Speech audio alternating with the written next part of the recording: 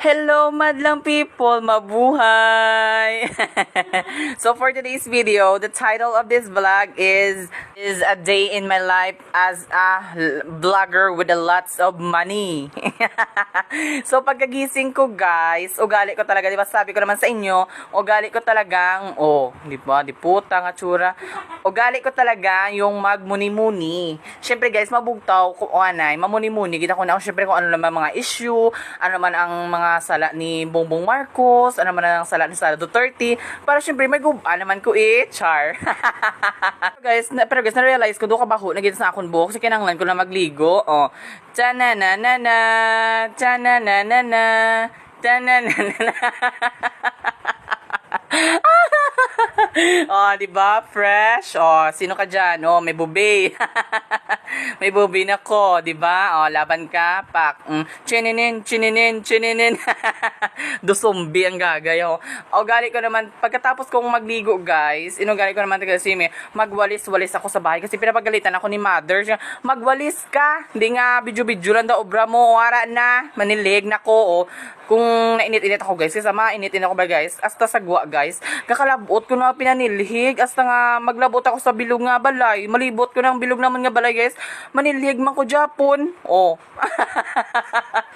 Ari mo ay, siligan ko ay, tanawon ta kung mahambal ka pa sa akon, pak, tungwaan ko tanan-tanan syempre do para mapansin ka bala, may mo kita na nga, nga idea nga na mapansin ka bala sa imo nga, mapasikat-sikat ka sa imo nga mother, tanaw bala, pak, yun lang ha guys ha, ginaset ko pang camera kay mamaagi pa abi nga tsusera nga pala ka, sige na, pak. na na na na na na na na na char. After kong maglinis guys, mababalik naman ako sa aking kwarto. Kasi nagamuni-muni naman ako, nagabasa-basa naman ako Bible. Siyempre inaaraw-araw ko na talaga guys na magbasa ng Bible. Ang sabi dito sa Bible, kung gusto mo magkapera ang kapwa mo tao, dapat bigyan mo rin sila ng pera para masaya din sila. Do hindi man need nila sang kwarta, di ba guys? Ay, yung isa ko pa nabasa dito guys. Nabasa ko, iwasan yung mainggit sa ibang tao. Kung ano lang yung mga bagay na nasa inyo, yun lang talaga. Nakasulat dyan sa Holy Bible guys ha. Yun talaga ang sabi ng Diyos. Na huwag tayong maiinggit sa kapwa natin tao. Totoo naman Okay, God.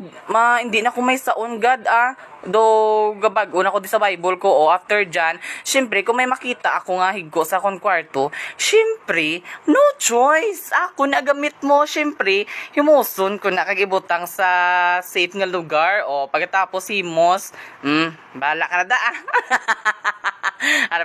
Syempre, your things is your responsibility. Ay, di puta. Ito. Responsibilidad mo talaga, guys. Kasi pag nawala, sarili mo lang din yung sisihin mo na nawala yung mga gamit mo, di ba? After dyan, syempre lalabas na tayo kasi dyan na magaganap ang a day in my life as a mayaman na vlogger. Char. Lalabas na tayo guys. Syempre, pupuntahan ko muna yung aso ko na si Snow. Kasi si Snow talaga yung unang aso ko na minahal ko ng sobra. Hindi ako gusto nagugutom siya. Hindi ako kasi I'm a poor mother. Char. Pero lalabas tayo, syempre bibili ako ng pagkain ng aking aso. Syempre, natanghali na ako sa syempre marami ako ginagawa ng household chores. Sa mga tamad nga bala mga bata na hindi ka mo pinatamad sa inyong pamilya. Kasi syempre sakripisyo man sila, dapat ikaw nga bata ka, obra ka man sa inyo balay para wala sila sa imo isaway o mabayad ko na sa akong utang day. Kag mabakal ko sang itlog kag hotdog. Char. Sige na malakatata tama na lang pasuon sa inyo pa-endorse sa inyong mga baligya. Wala dyan may mabakal. Diyan na nun de. Diyan na naman na rude.